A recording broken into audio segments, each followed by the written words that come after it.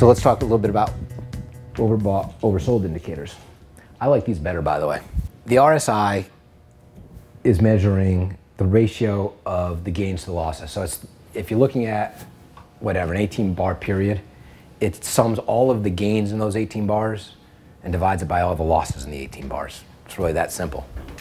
Stochastic, a little different, same basic concept, used exactly the same way.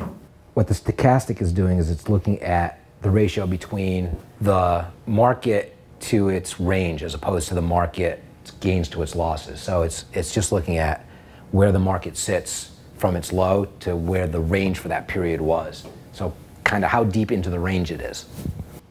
Overbought, oversold indicators, the standard use for these things is if the market gets, if the indicator gets below 30, it's telling you that the market is oversold. So oversold simply means too many people have sold it. It's kind of that, you know, that spot in the chart where we saw the market dive and it was so far away from its moving average, it's probably too many people have sold it at that point, right? So the idea being, if you get an oversold indication, you would buy the market in anticipation of the market changing direction. If it gets above 70, then you're overbought and you would sell it in the expectation that the market's going to come back down. In truth, that's how most people will tell you. I will tell you the real way, if you read it correctly, the way you really use it is if it gets below 30 and comes back above 30, you buy it. If it goes above 70 and comes back below 70, you sell it. Anybody want to take a guess at what I might consider to be the definition of a bull market? Well, a bull market's a market that stays overbought, right? It's a market that's got buying in it and it keeps going and keeps going and keeps going. If I don't want to be selling into a market that's got a, you know, that's overbought constantly. It's also the reason you don't want to sell it when it gets through it. You want to sell it when it comes back down. It means that that overbought condition is starting to be alleviated, so the trend is probably slowed or stopped. Another way to use it is divergence.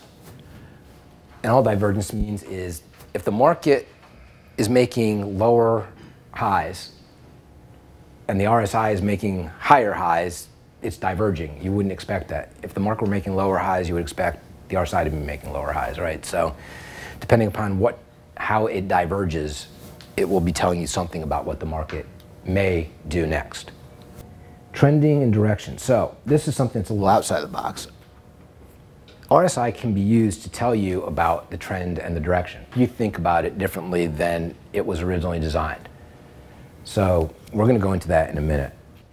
This is the standard use of RSI and stochastics, and it's, you know, it's showing you kind of where you would get your signals, where you cross these lines and start to turn.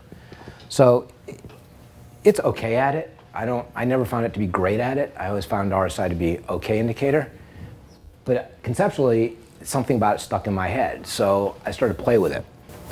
This is going back, I started playing with this probably 20-something years ago at this point, and started to think about what a market really is. So what does a market really do?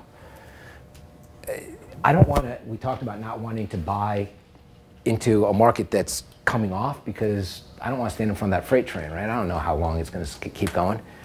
But I did notice a few things. That markets that had an RSI that stayed between 40 and 60 didn't have a trend.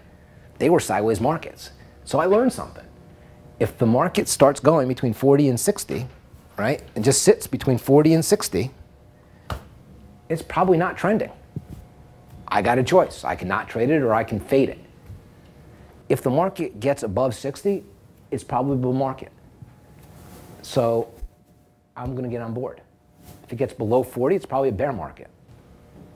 So I'm going to be looking to sell into it.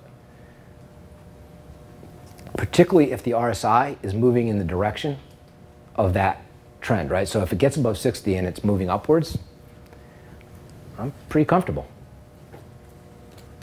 Don't worry about the colors here. It's just my cheater's method of knowing whether it's still in the bull area, you know, whether it's still in the up-ish or down-ish area. One thing that we hadn't talked about yet, and it's really important, you need to use more than one study when you're making a decision. One study does not tell you enough.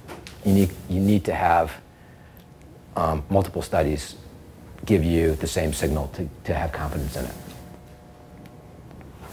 right? And you can see how this is a little bit different than the signals you may get from the standard RSI study, from the way people normally use the RSI study. And the arrows kind of tell you where you have a divergence in how the normal would be giving you a signal versus how ours would be, ours meaning kind of my thought process going back several years, would be giving you a signal. Right? This is 401, by the way. Right? This is 401 is take all the things you learned about all these different studies over time, keep the math, sometimes even keep the entire study, use it slightly differently. Think about how it applies to markets.